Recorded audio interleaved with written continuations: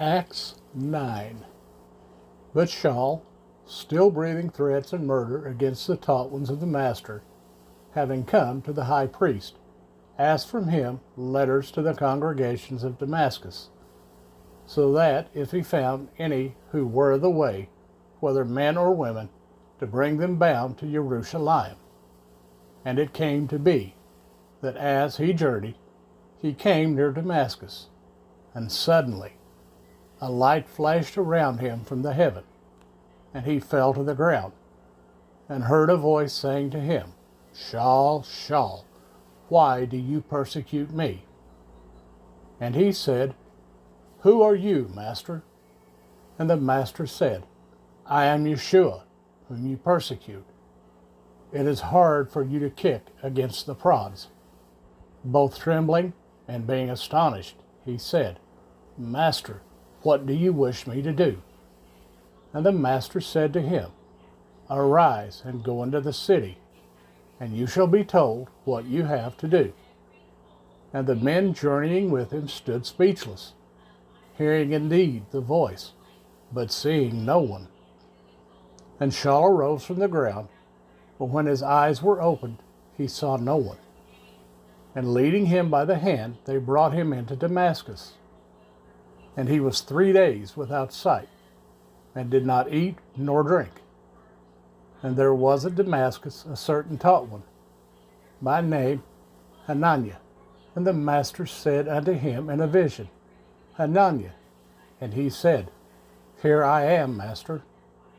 And the Master said to him, Arise and go to the street called Straight, and seek in the house of Yehuda for one called Shaul of Tarsus.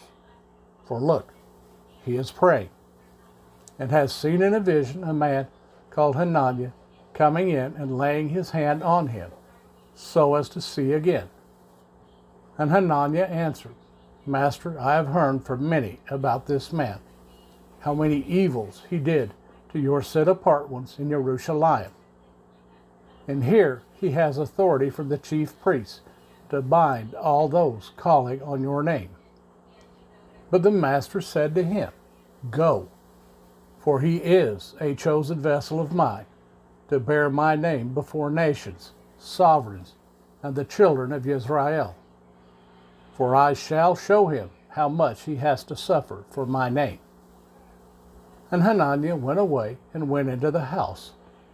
And laying his hands on him, he said, Brother Shaul, the Master Yeshua, who appeared to you on the way as you came, has sent me, so that you might see again and be filled with the set-apart Spirit. And immediately there fell from his eyes, as it were scales, and he received his sight. And rising up, he was immersed. And having received food, he was strengthened. And Shaul was with the taught ones at Damascus some days.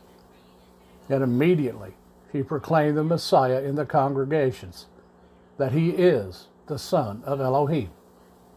And all who heard were amazed, and said, Is this not he who destroyed those calling on this name in Jerusalem, and has come here for this, to take them bound to the chief priest?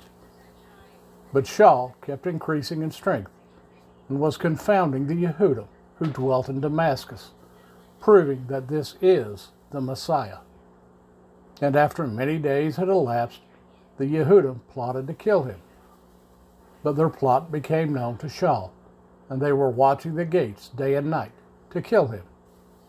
But taking him by night, the taught ones let him down through the wall, lowering him in a basket. And having arrived at Jerusalem, Shaul tried to join the taught ones, but they were all afraid of him, not believing that he was a taught one. But Barnabas took him and brought him to the emissaries, and told them how he had seen the Master on the way, and that he had spoken to him, and how he was speaking boldly at Damascus in the name of Yeshua. And he was with them in Jerusalem, coming in and going out, and speaking boldly in the name of the Master Yeshua, and disputed with the Hellenists, but they undertook to kill him. And when the brothers learned of this, they brought him down to Caesarea, and sent him out at Tarsus. Then indeed the assemblies throughout all Yehuda and Galilee and Shomeron had peace and were built up, and walking in the fear of Jehovah and in the encouragement of the set-apart Spirit, they were being increased. And it came to be, as Kepha was passing through all places, that he also came down to the set-apart ones who were dwelling at Lod. And there he found a certain man named Aeneas, who had been bedridden for 8 years, being paralytic. And Kepha said to him, Aeneas, Yeshua the Messiah heals you. Rise up and make your bed. And immediately he rose up. And all those dwelling at Lod and Sharon saw him, and did turn to the Master. And in Yaffo there was a certain taught one named Tabitha, which means Dorcas. This woman was filled with good works and kind deeds, which she did. And it came to be in those days that she became sick and died. And having washed her, they laid her in an upper room. And Lod, being near to Yaffo, and the taught ones having heard that Kepha was there, they sent 2 men to him, urging him not to delay in coming to them. And having risen up, Kepha went with them, and when he arrived, they brought him to the upper room. And all the widows stood beside him weeping, showing the inner garments and outer garments, which Dorcas had made while she was with them. But Kepha sent them all out, and knelt down and prayed. And turning to the body, he said, Tabitha, arise. And she opened her eyes, and seeing Kepha, she sat up. And giving her his hand, he lifted her up. And calling the set-apart ones and widows, he presented her alive. And it became known throughout all Yaffo, and many believed on the Master. And it came to be that he stayed for many days in Yaffo and Shimon, a leather tanner,